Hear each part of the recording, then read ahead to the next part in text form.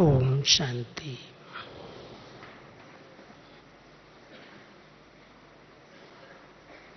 संगम युग पर मीठे बाबा ने हम सभी को अनेक सम्मान दिए हैं। आज जो विषय रखा गया है, संतुष्ट मणि संगम युग का सर्वश्रेष्ठ सम्मान है।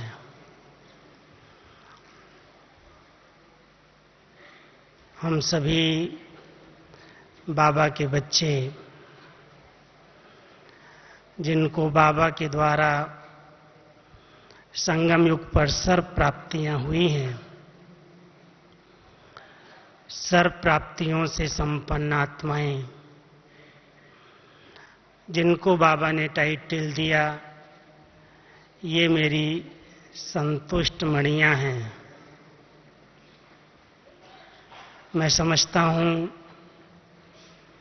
सारे विश्व में असंतुष्टता का अंधकार छाया हुआ है और बाबा के बच्चे जिनके पास संतुष्टता का प्रकाश है, संतुष्ट मणि बनकर खुद भी संतुष्ट रहते और सारे विश्व में संतुष्टता की लाइट फैलाने की सेवा कर रहे हैं। संतुष्ट मणि किसको कहा जाता? और अगर कोई ब्राह्मण आत्मा चलते चलते असंतुष्ट होती है तो उसके क्या कारण हो सकते हैं? क्योंकि इतना ऊंचा भाग्य जिसकी तुलना स्वयं भगवान कहते हैं कि देवताओं से भी श्रेष्ठ ये ब्राह्मण जीवन है। ब्राह्मणों के खजाने का तो गायन है। हम सभी अपने खजानों पर नजर डालते हैं। बाबा के बच्चे बने, बाबा ने हम सबको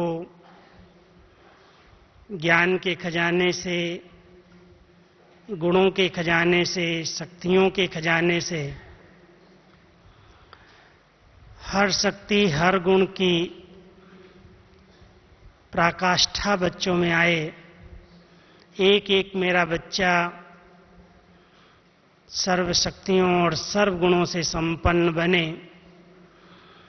बाबा ने अपने बच्चों को सब कुछ अखुट दे करके अपने समान मास्टर बनाया है। जो महिमा हम सभी बाबा की करते और सुनते हैं, बाबा के सभी बच्चे उसमें मास्टर हैं। इसलिए देवताओं से भी श्रेष्ठ जीवन, कई बार बाबा कहते हैं वो तो गोल्डन एज है,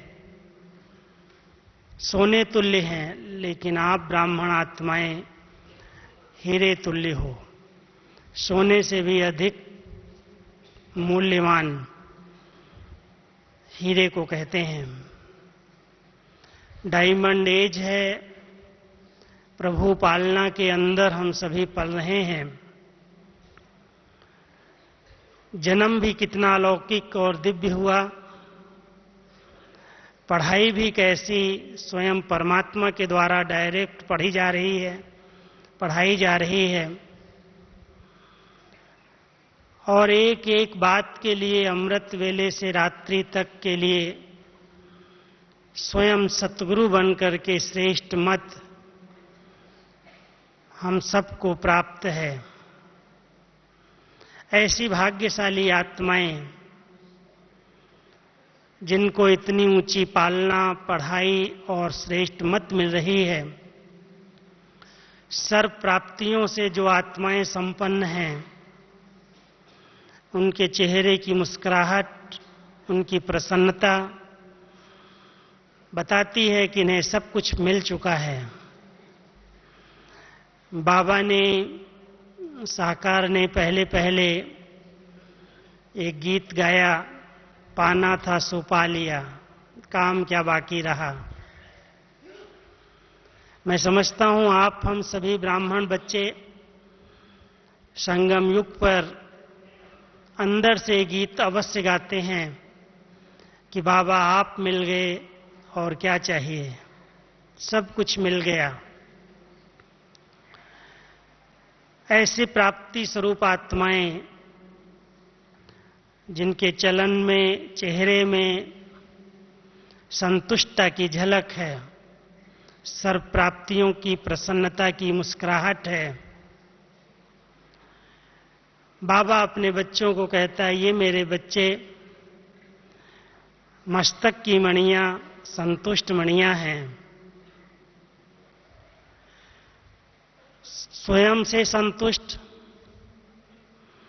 सेवा में जिस क्षेत्र में रहते हैं उस सेवा में रहते हुए संतुष्ट, और आपस में संबंध और संपर्क में आते हुए व्यवहार में एक दूसरे से संतुष्ट। जिनके पास संतुष्टता के ये तीनों सर्टिफिकेट हैं,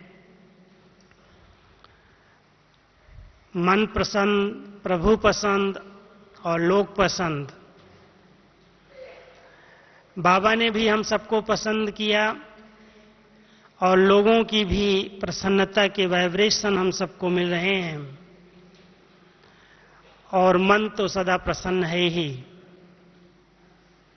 ऐसी तीनों सर्टिफिकेट से भरपूर संपन्न आत्माएं जहां जहां पर भी अप्राप्ति की कोई लहर है, वहां पर अपनी संतुष्टता की किरणें अपनी संकल्प की शक्ति से, शुभ भावना की शक्ति से चारों ओर फैलाने की सेवा कर रहे हैं। आज इस विषय को हमने इसीलिए चुना है कि आप सभी बाबा के घर में आए और आज बाबा की इतनी सुंदर रिवाइज कोर्स की अव्यक्त मुरली सुनी, जिसमें बाबा ने एक गहरी महसूसता, कैसे रियलाइज करो किस स्वरूप में माया के आने के चांसेस हैं, किस रूप में प्रवेश कर सकती है, जिसे पहचान लोगे उस रूप में नहीं आएगी। तो विचार आया कि हम सभी ब्राह्मण आत्माएं आज हम अपने आप को अंदर से जाकर महसूस करें कि सचमुच मैं आत्मा जैसा बाबा चाहता है वैसी संतुष्ट मणि हूं, स्वयं से संतुष्ट हूं, स्वयं के पुरुषार्थ से संतुष्ट हूं। जिस सेवाओं में हम सभी लगे हैं उन सेवाओं में वही उमंग, वही उत्साह, वही संतुष्टता, और जो हमारे संबंध संपर्क में आते हैं उन्हें भी हम अपने संतुष्टता की लाइट से संतुष्ट कर पाते हैं या नहीं। कहाँ तक हमारे साथी, सहयोगी, संबंध वाले हमसे संतुष्ट रहते हैं और नहीं रहते हैं तो उसके क्या कारण हैं, और यदि मैं आत्मा अपने आप से संतुष्ट नहीं हूं तो उसका क्या कारण है। क्या उस कारणों का कोई निवारण किया जा सकता है? आज हम उसी पर विचार करेंगे, क्योंकि वर्तमान समय विश्व के अंदर असंतुष्टता की जैसे एक लहर है, चाहे वो आर्थिक मंदी के कारण, अनेक प्रकार की पारिवारिक समस्याएं, सामाजिक समस्याएं, अपने शरीर की भी कई प्रकार की बीमारियां, उनकी समस्याएं, सरकार के द्वारा कई प्रकार के नई नई प्रॉब्लम्स अथवा वर्तमान प्रकृति के द्वारा आई हुई प्रॉब्लम्स, भिन्न भिन्न प्रकार की परिस्थितियां, चाहे हम ब्राह्मण हैं या दुनिया की कई आत्माएं, सबके आगे सबके सामने कोई न कोई प्रकार की परीक्षाएं आती हैं। ज्ञानी तो आत्माएं, बाबा के बच्चे अपनी श्रेष्ठ स्थिति के आधार से बाबा की मदद लेकर के, बाबा के साथ का अनुभव करते हुए उन परिस्थितियों को बहुत सहज रीति से हंसते हंसते पार कर लेते हैं। क्योंकि अंतिम समय में 84 जन्म में जो आत्मा ने पार्ट प्ले किया है, जो कुछ हिसाब किताब उसने बनाए हैं और परिणाम स्वरूप जो आदतें निर्माण हुई हैं, उन आदतों के कारण, उस हिसाब किताब के कारण कई परिस्थितियां हम सब के सामने भी असंतुष्ट करने वाली आती हैं। कोई कोई बाबा के बच्चे उनको जानकर, समझकर, बहुत सहज रीति से ज्ञान और योग की शक्ति से बाबा के साथ और सहारे से उन परिस्थितियों को पार कर लेते हैं। और कोई कोई उसमें थोड़ा सा उलझ जाते हैं, मूंझ जाते हैं, योग टूट जाता है।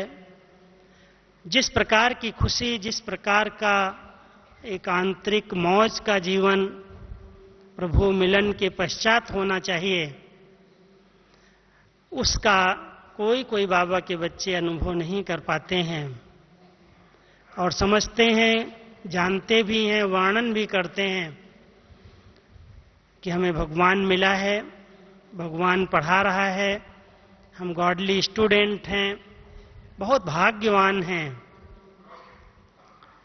लेकिन जो अंदर की आंतरिक खुशी होनी चाहिए, अंदर की प्रसन्नता होनी चाहिए, जो चेहरे और चलन से सेवा होनी चाहिए, उसमें कहीं कहीं रुकावट दिखाई देती है। आखिर भी उस अप्रसन्नता के कारण क्या हैं?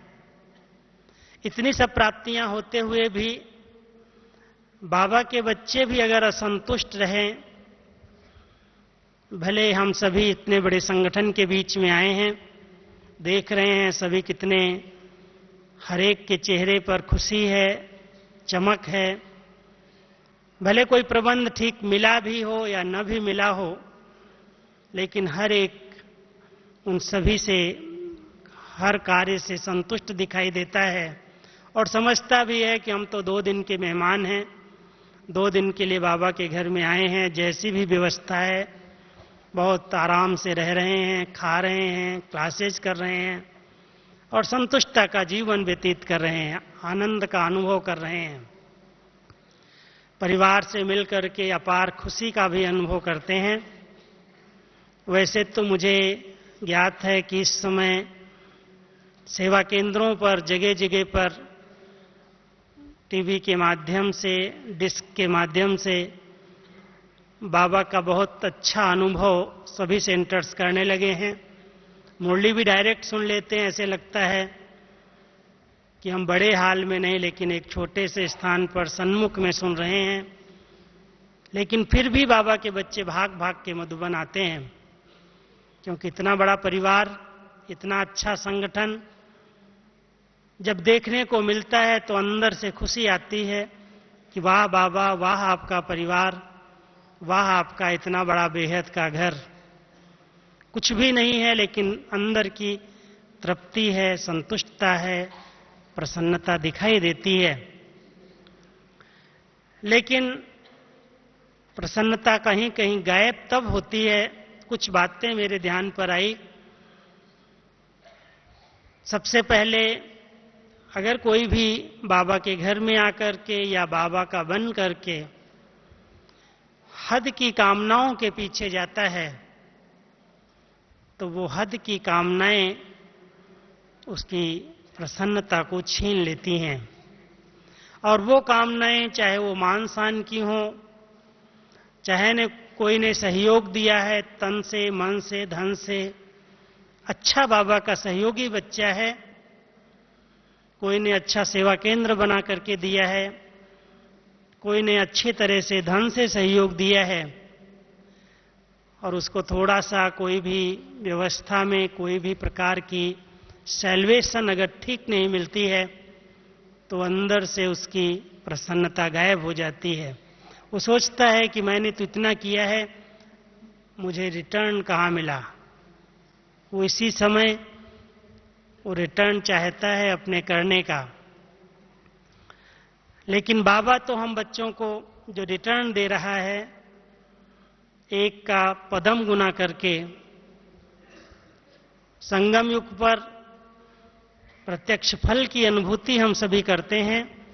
अभी अभी किया और अभी अभी मिला।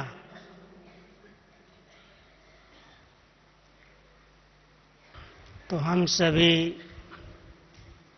संगम युग पर बाबा के प्रति जो कुछ करते हैं, बाबा उसका रिटर्न उसी समय प्रत्यक्ष फल के रूप में देते हैं। आंतरिक खुशी की अनुभूति, शक्ति की अनुभूति, प्रसन्नता की अनुभूति आत्मा अंदर ही अंदर करती है।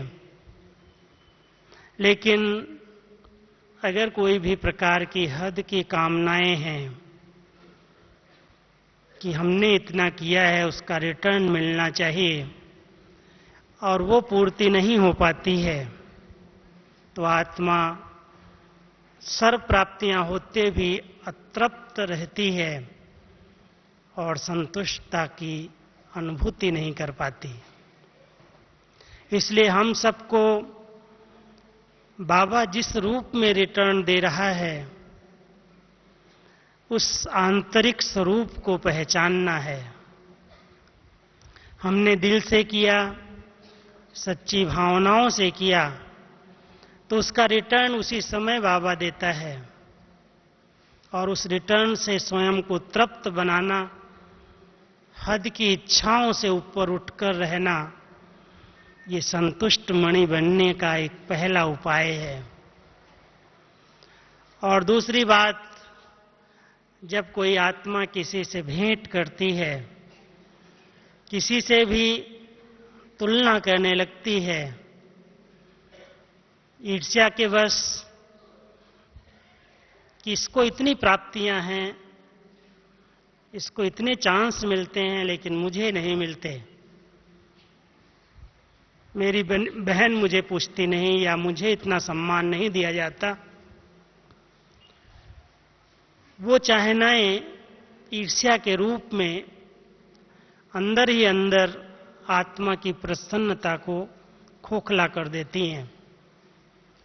और जब वो प्रसन्नता अंदर से समाप्त होती है तो संतुष्टता अपने आप समाप्त हो जाती है।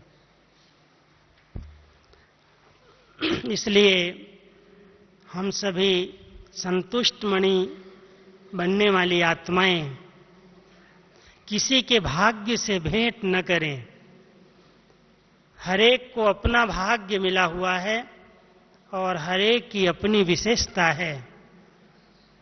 अपनी विशेषताओं को सेवाओं में लगा करके उनको बढ़ाना और अपने भाग्य के नशे और खुशी में रहना, क्योंकि हर आत्मा का भाग्य अपना अपना है। जिसने जितना त्याग किया है, जिसकी आंतरिक स्थिति अच्छी है, उसकी प्रारब्ध अपने आप दिखाई देती है। उसकी भेंट करना, उससे ईर्ष्या करना, अपनी प्रसन्नता को खत्म करना है। इसलिए हम सभी किसी भी आत्मा से भेंट न करें। बाबा ने जितना हमें दिया है, जो दिया है, हम कुछ लेकर के नहीं आए।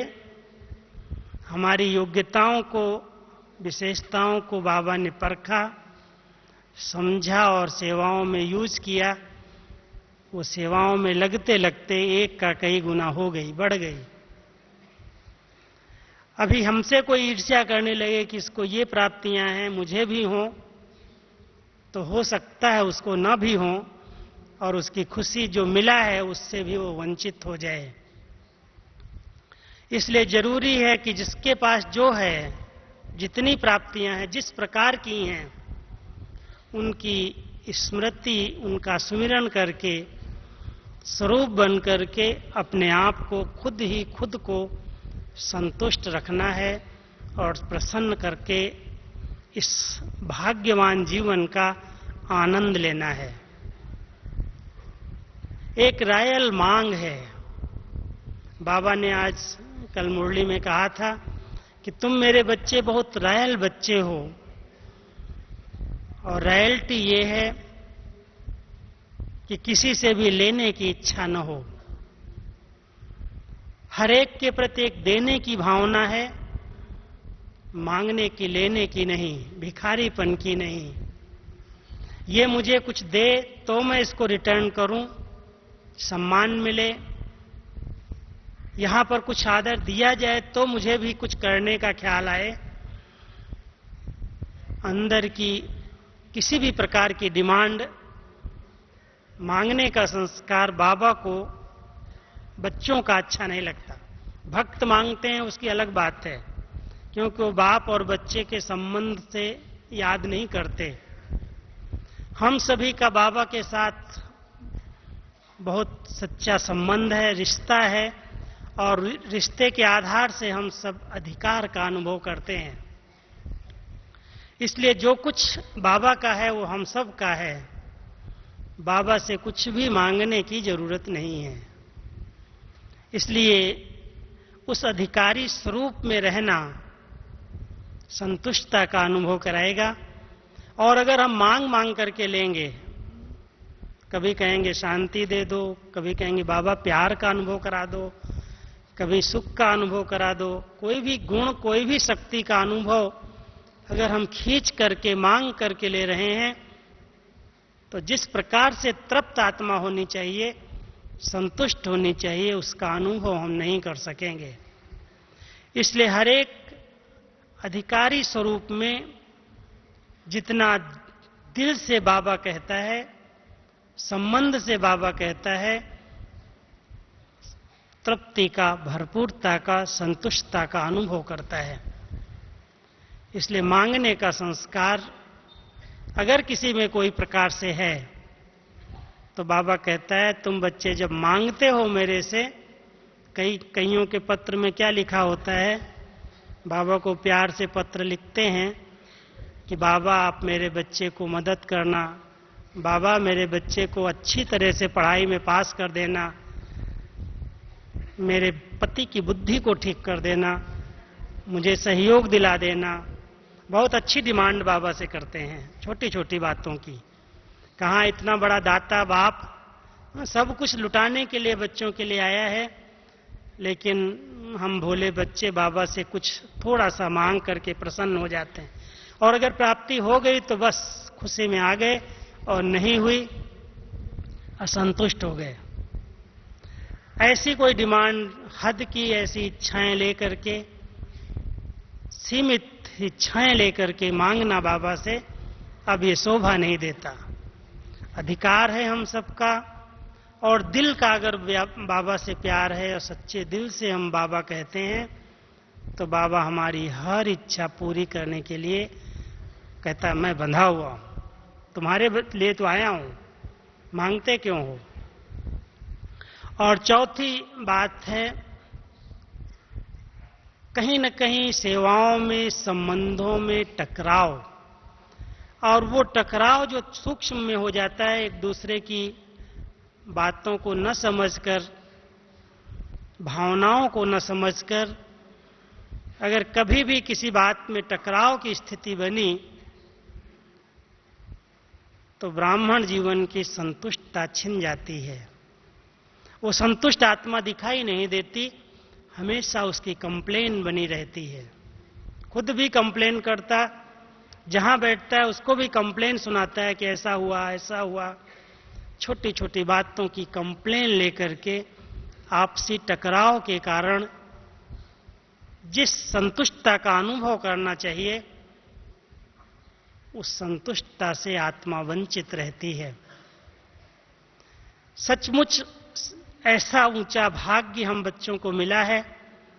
अगर हम उसका चिंतन और सुमिरन करते हैं तो ये छोटी मोटी संगठन के बीच में आने वाली बातें, कुछ हिसाब किताब के कारण, कुछ संस्कार के कारण, कुछ स्वभाव और पुरानी आदतों के कारण टकराव की स्थितियां अगर पैदा हमने कर ली, क्रिएट हो गई, तो जीवन जीने का आनंद समाप्त हो जाता है। इसलिए ध्यान रखना है, इस ब्राह्मण जीवन में कभी भी टकराव की स्थिति न बने। और उसका बहुत अच्छा साधन है झुक करके चलना, नम्रचित्त होकर के चलना, एक दूसरे की बात को सुन करके रिस्पेक्ट दे करके चलना, समझ करके चलना। हम सभी कभी भी एक दूसरे से टकरा न जाएं, इस बात का ध्यान रखना है। और पांचवी बात असंतुष्टता की एक दिखाई देती है। कई ब्राह्मण आत्माएं अपने आप से युद्ध करती हैं, और बाबा भी योद्धा नहीं देखना चाहता है। क्या देखना चाहता है? विजयी। युद्ध करने वाला अभी तक युद्ध करता रहे, एक एक विकार को जीतने की युद्ध, और युद्ध में समय चला जाए। बाबा कई बार कहता, अगर युद्ध करते करते प्राण निकल गए तो कहां जाएंगे? तीर कमान हाथ में आएगा, बांसुरी नहीं आएगी। ध्यान रखना, ये युद्ध का समय नहीं है। अभी बहुत निश्चिंत स्थिति का अनुभव करने के लिए एक चित्र अपने सामने इमर्ज करो। शेष सैया पर क्षीर सागर में कौन लेटा हुआ है? विष्णु चतुर्भुज को दिखाया है, हमारी यादगार बनाई है। भविष्य की यादगार का गायन किया है, लेकिन संगम युगी ब्राह्मण आत्माएं सांपों की सैया है। चारों तरफ से पांचों विकारों का, प्रकृति के पांचों तत्वों का फुल फोर्स तमो प्रधानता का है। और ये विषय का सागर है, विकारों का सागर है, क्षीर सागर भी नहीं है। उसमें आराम की स्थिति का अनुभव हो, निश्चिंत स्थिति का अनुभव हो। आराम से लेटा हुआ है, प्रभु का सुमिरन कर रहा, टांग पर टांग चढ़ी हुई है, निश्चिंतता का अनुभव है।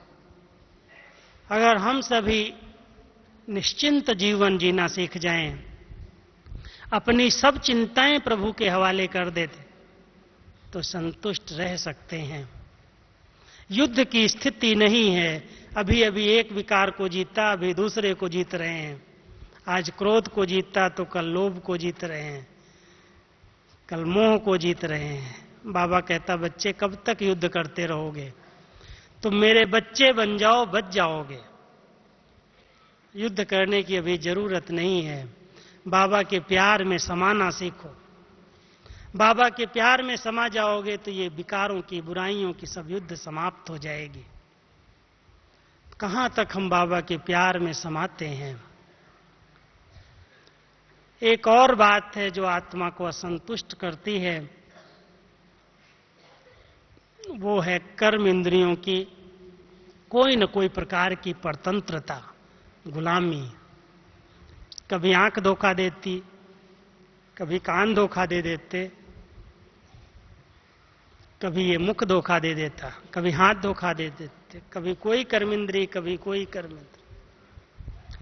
अभी तक भी बाबा इतना पढ़ा रहा है, साकार मुरलियां तो उसी एक पाठ से भरी हुई हैं।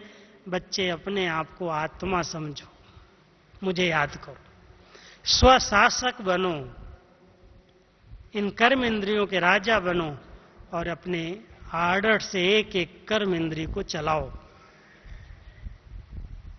हम दूसरों को आर्डर चलाना जानते हैं, लेकिन अपने आप को आर्डर में चलाना, हर एक को यह अभ्यास करना है कि ये इंद्रिय कहना मानती है, ये कर्मचारी मेरा कहना मानते हैं, जैसे बाबा ने दरबार लगाई और एक एक कर्मचारी को अपने अधीन कर लिया, तब वो स्वराज्य अधिकारी बना।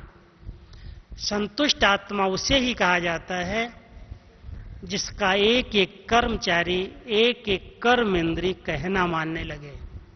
ऐसे नहीं कहो मैं तो संतुष्ट हूं, कहने तक नहीं है, लेकिन संतुष्टता उसे ही कहा जाता है जहां आत्मा स्वराज्य अधिकारी स्थिति में रहती है। दासी की तरह एक एक कर्म इंद्रिय आर्डर मानती है, परवश स्थिति न बने, अधीनता की स्थिति ना आए कि क्या करूं, कर्म इंद्रियों ने अधीन बना दिया, चाहता नहीं था हो गया। वो स्वराज्य अधिकारी स्थिति बन जाएगी तो संतुष्टता का अनुभव करेंगे।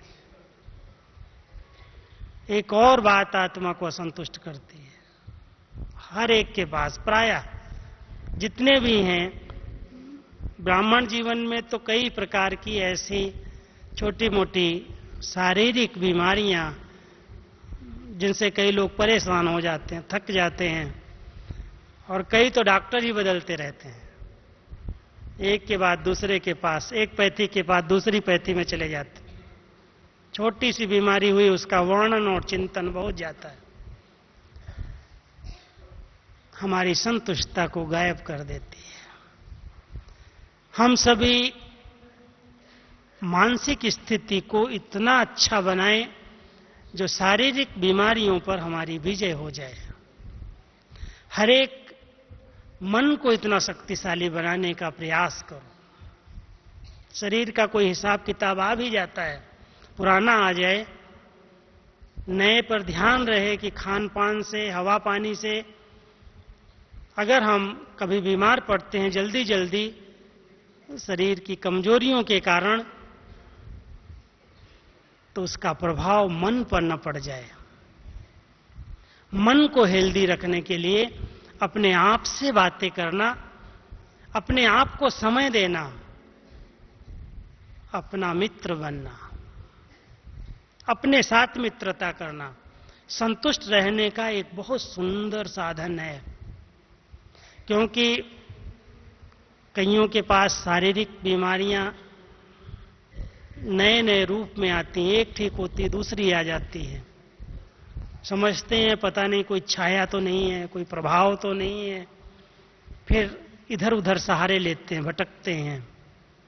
उसके पीछे समय भी जाता है, धन भी जाता है, और जो हमारी रूहानी पर्सनैलिटी है, जो हम कहते हैं हम भगवान के बच्चे हैं, जब हम किसी ओझा पुजारी के पास भटकते हैं तो लोग कहते हैं ये क्या कहते हैं। थोड़ा सा इस पर विचार करना कि हम सबको बहुत सर्वोच्च शक्ति पढ़ा रही है।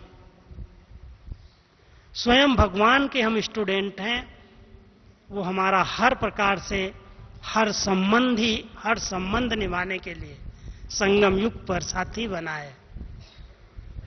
किसी भी प्रकार की बीमारी की दवाई उसके पास है, किसी भी प्रकार का इलाज उसके पास है, लेकिन संपूर्ण आस्था की जरूरत है, संपूर्ण विश्वास और निश्चय की जरूरत है।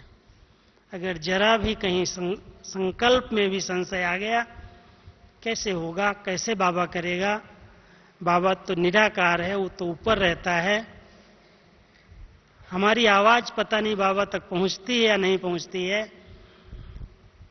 तो बाबा भी ऊपर से वतन से मुस्कुराता है कि बच्चे को अभी किसी देहधारी की जरूरत है। इसलिए कहता है भले जिस प्रकार की बीमारी उस प्रकार के डॉक्टर से इलाज करा लो, लेकिन सचमुच संगम युग पर आप सभी पुरानी दादियों के इतिहास को थोड़ा सा पढ़ो।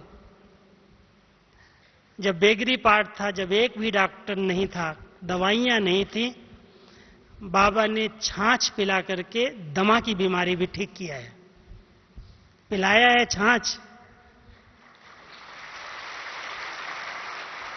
बाजरी की रोटी खिलाई है, लेकिन बड़े से भी बड़ी बीमारी का इलाज कर दिया है, इतना बड़ा वैद्य बन करके रहा है। एक एक दादी का इतिहास अगर हम सभी पुरानी किताबें उठा के देखते हैं, कैसी कैसी बीमारियां आई हैं, शारीरिक मानसिक, बाबा ने बिना डॉक्टर के खुद इलाज उसको बता दिया। किसी को योग का इलाज बता दिया, किसी को योग में बिठाओ, किसी को अमृत पिलाया, किसी को छाछ पिला करके ठीक कर दिया,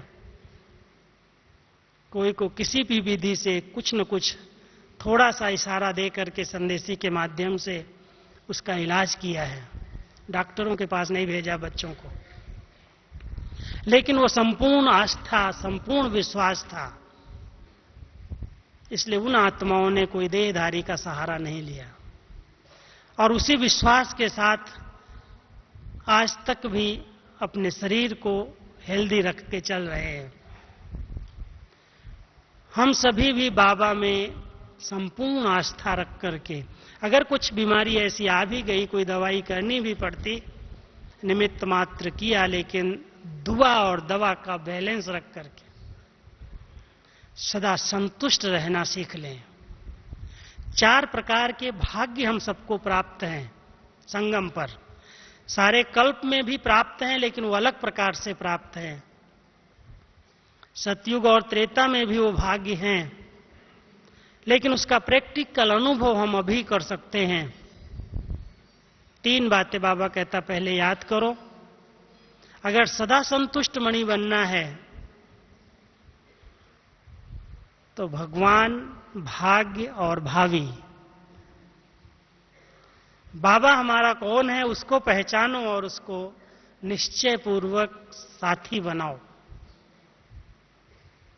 और भाग्य कितना ऊंचा है, संगम युग पर जिस प्रकार का भी तन है हम सबको मिला, आत्मा को जो शरीर का साधन मिला है, बहुत बहुत भाग्यवान है जो इस साधन के द्वारा उस साध्य को, उस परमात्मा को हम मिल सकते हैं। इसलिए कभी नहीं कहो मेरा तन तो ऐसा है। सदा बहुत अच्छे सकारात्मक चिंतन से, जिस प्रकार का ये रथ है, जिस प्रकार का अंतिम शरीर है, बहुत बहुत भाग्यवान आत्माएं हैं जो कम से कम इस शरीर में बैठ करके परमात्म ज्ञान का सुमिरन, चिंतन, श्रवण कर रही हैं, भगवान के महावाक्य कानों में जा रहे हैं, उनकी पालना ले रहे हैं, उनसे मिलन मना रहे हैं। ये तन बहुत भाग्यशाली है, जिस तन में बैठ करके आत्मा प्रभु का मिलन मनाती है, मिलन का आनंद लेती है।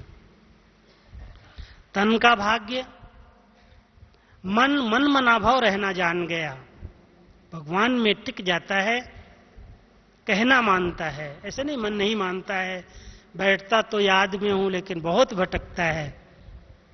भटकता है तो उसको जरूर कोई व्यर्थ का भोजन खिलाते हो, इसलिए भटकता है।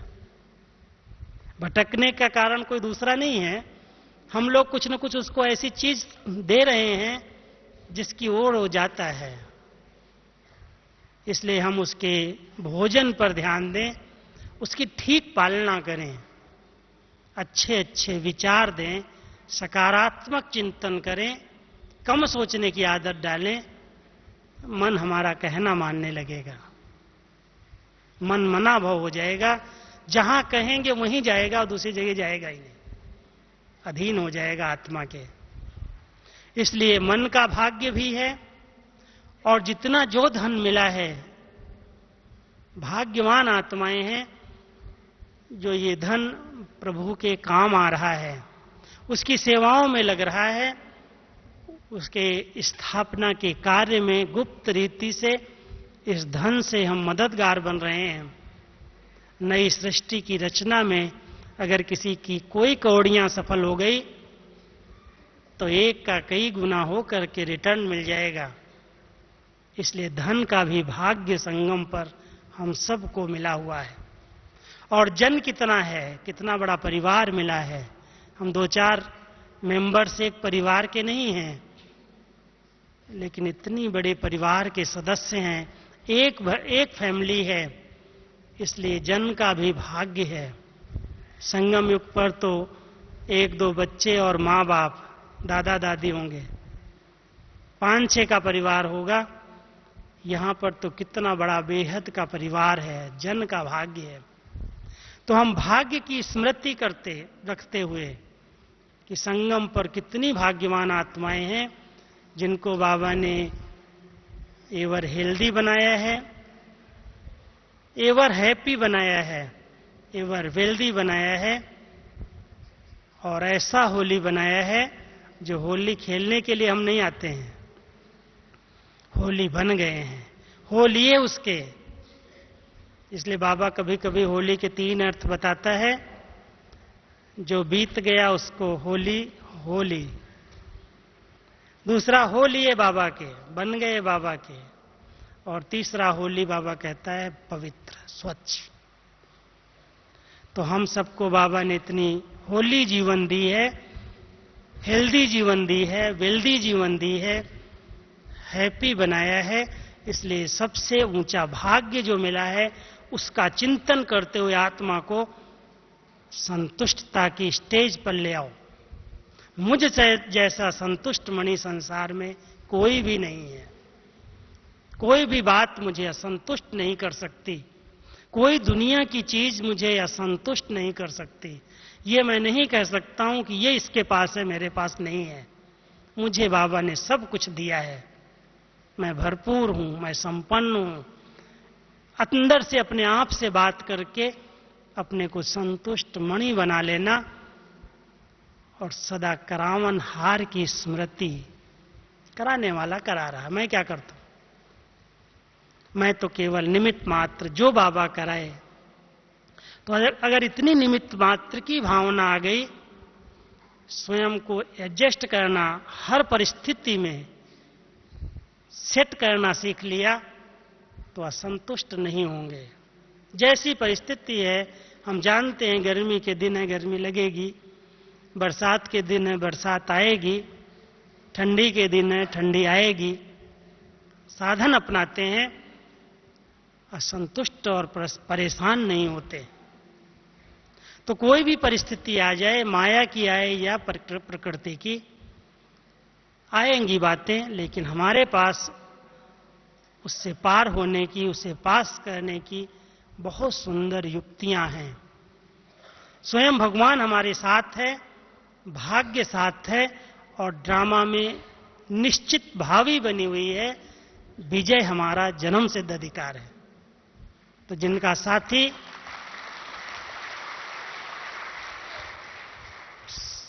स्वयं भगवान है और विजय जिनका अधिकार है, वह संतुष्ट कैसे रह सकते हैं?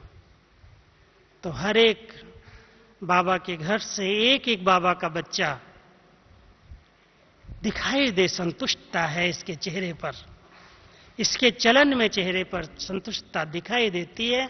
और वो संतुष्टता की निशानी संपन्नता है, भरपूरता है, प्रसन्नता है। ऐसे चेहरा दिखाई देगा कि सब कुछ इसको मिला हुआ है, किसी में आंख नहीं डूबती, कोई की चीज में आंख नहीं जाती। ऐसे नहीं इसके पास ये इतना अच्छा मोबाइल पड़ा है, कहीं भूल जाए तो मैं उठा के ले जाऊं। ऐसी ऐसी जो छोटी मोटी रॉयल आदतें नहीं हैं, अनरॉयल आदतें हैं। बाबा कहता कभी भी गिरी हुई चीज को तुम टच भी नहीं करना, रखी हुई चीज को हाथ भी नहीं लगाना। तुम बहुत रॉयल बाप के बच्चे हो। चोरी करना तो बहुत बुरी आदत है, छिपाना तो बहुत बुरी आदत है।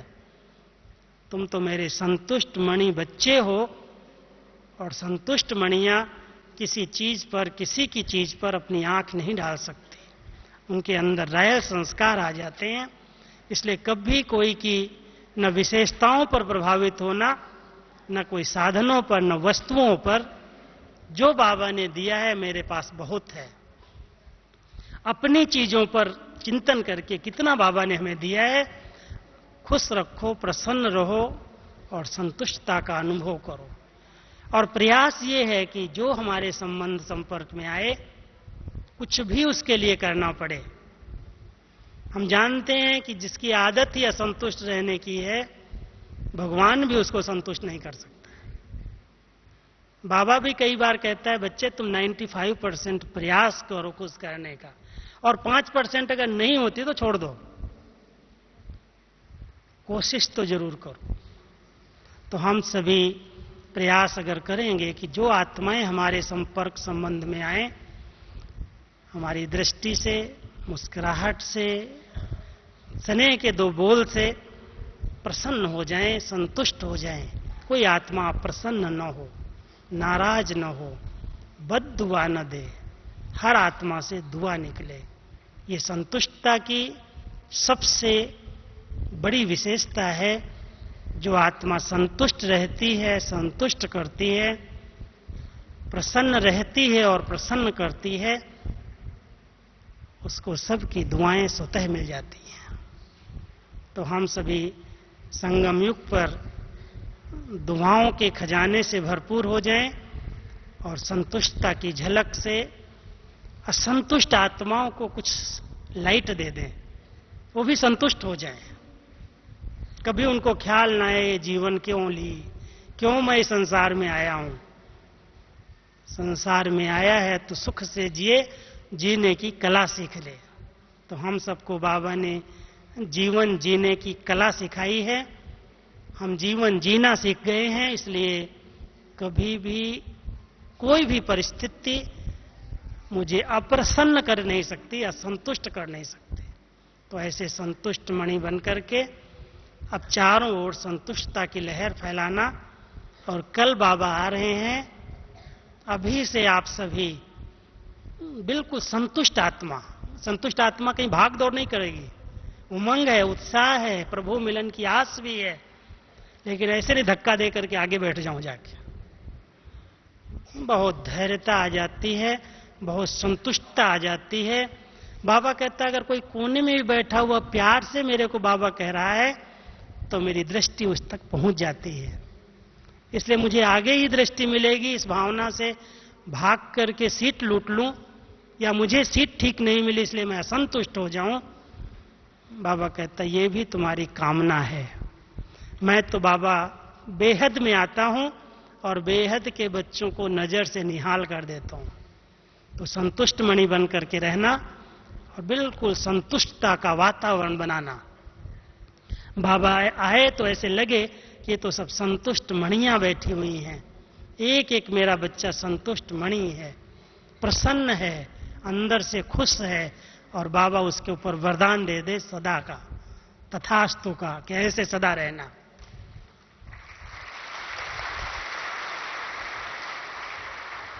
तो सभी अभी से ही मुख का मौन तो रखा ही है। इतने सब होते हुए ऐसे लगे नहीं कि 15,000 20,000 की सभा है। हम सभी एक हैं, एक के हैं और बिल्कुल एकाग्र हैं। मन और बुद्धि स्थिर है, भटकना बंद है। एक बाबा दूसरा न कोई। ऐसी लगन की अग्नि प्रज्वलित है तो बाबा खिंच करके हम बच्चों की सभा में आएगा और खूब अच्छी तरह से होली मनाएगा। ओम शांति।